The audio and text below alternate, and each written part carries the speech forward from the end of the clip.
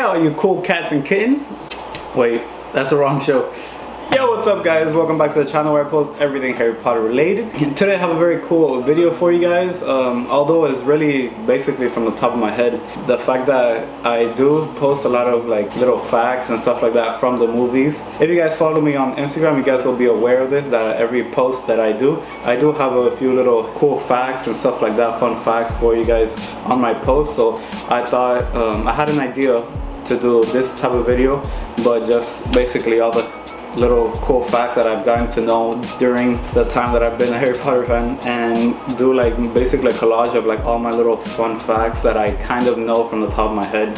So this will be a video about that. So if you guys like it, make sure to go ahead and stay tuned. And if you guys are new here, my name is Johnny Slither and I post Harry Potter content on a daily basis. And without further ado, let's jump into the video. The first one that really comes to my head is the fact that Voldemort's nose is actually CGI'd in for the movies. Obviously, you can do like a mask where it looks like it did in the movies, but it wouldn't look as genuine and as cool as it did in the actual movies.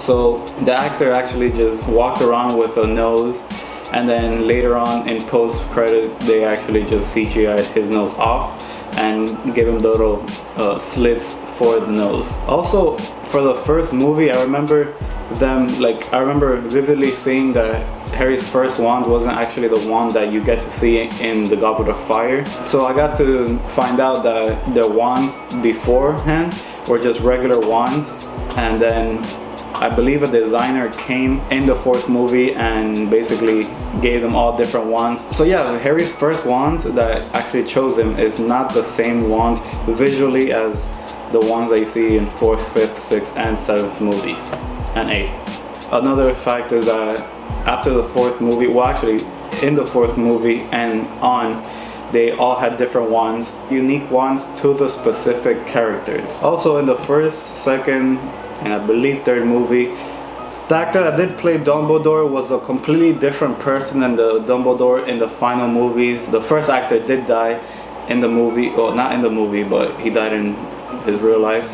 And then they had to replace him with a different actor, which you guys see in the last movies. For this next fact, is actually really cool because I got to learn about this actually in one of my posts that I did on Instagram, that I talked about the Ford Anglia, and I wanted to know a little bit more of the Ford Anglia, so I googled like cool things that ever happened in the set and stuff like that, and I got to find out that one of the stunt cars, or Ford Anglia's stunt cars in the set, got stolen and was later found in like an abandoned forest. Well, not abandoned forest, or forest even abandoned. It was found abandoned in a forest, there we go, abandoned in a forest, and it looked exactly like it did in the movie, which was pretty cool. This next fact, I talked to you guys a little bit more about it when I was in London talking about the Harry Potter house, and how in the first movie Harry Potter's house was the house that I went to go see. If you guys have not seen it, go ahead and check it out. In my later videos I talked about the cottage house that I went to go see, that was the very first Harry Potter house. Then around the last movies they swapped it for a 2nd story type house in the Deathly Hallows, which I didn't like. I actually like the first one that they show in the flashback of Hagrid, where Voldemort walks into the cottage house to kill Lily and James Potter. I like that house. I visited both houses, one on set in Leavesden, London, and the other one in Lecoq Abbey. So yeah, that was really cool. And the fact that like that's another flaw that I found, that it's the same house in the story, but it's two different houses visually in the movies. I don't know, that was another designer that I guess walked in and said, I want this house to be hers. I have no idea. Another fun fact is that if you guys have never really seen the first movie, it was kind of like, since it was their first movie, they had a lot of flaws in it, which I got to see later. And even as today, even with me watching the movies back and back and back, I always find new things to see and cool things to notice about during the movie. Another flaw that I did get to see is that his scar actually swaps places and locations. You have to know that he had multiple layers of the scar. It wasn't just one scar and then he was just placed on it during the whole day, or the whole set rather. I imagine like with him running around all the place, the tissue would fall off. I have no idea, but I did get to see that as well. Another cool fun fact that I got to find out during the years is that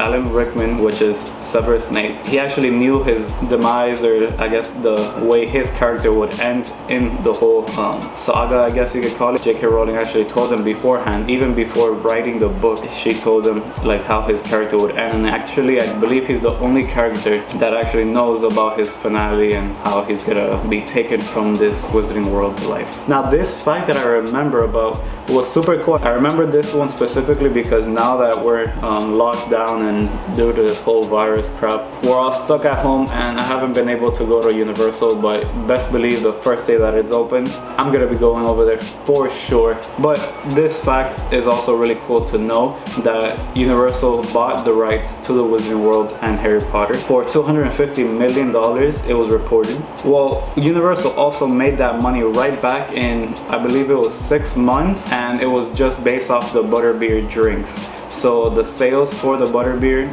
alone, not even counting merchandise and everything else, was the reason they actually got to pay off that $250 million right back. And also, as you guys can see, the Wizard World is probably the biggest thing that Universal has, is what brings in the most amount of people and money, and I still think is probably the biggest reason they're even having a third park being open called Epic Universe, which is super cool. It's opening up, I believe, in 3 years.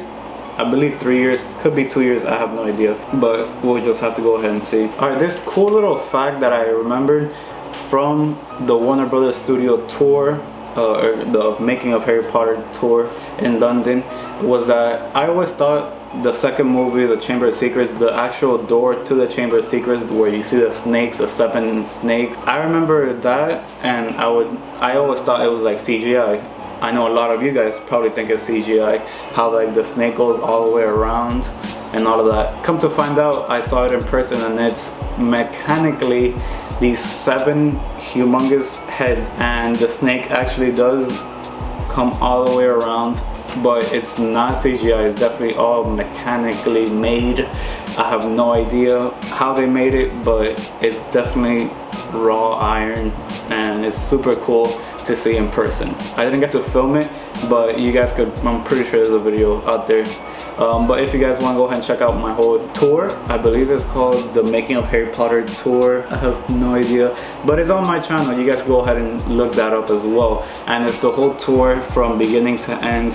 I show you guys all the locations inside the tour itself, and it's really cool to see, so go ahead and check that out. Alright, and just to end this video real quick, the last fun fact I have for you guys is from the Mirror of Erised. I was checking out my pictures and the Mirror of Erised popped up. So if you guys don't know what the Mirror of Erised is, the Mirror of Erised, Erised being the word, Erised backwards means desire. That's one fact. And the whole, I guess, quote that it has on the top of the Mirror of Erised, I show not your face, but your heart's desire. And obviously all of that's backwards, so if you flip it backwards, that's what it says in the top of the Mirror of Erised, which is super cool.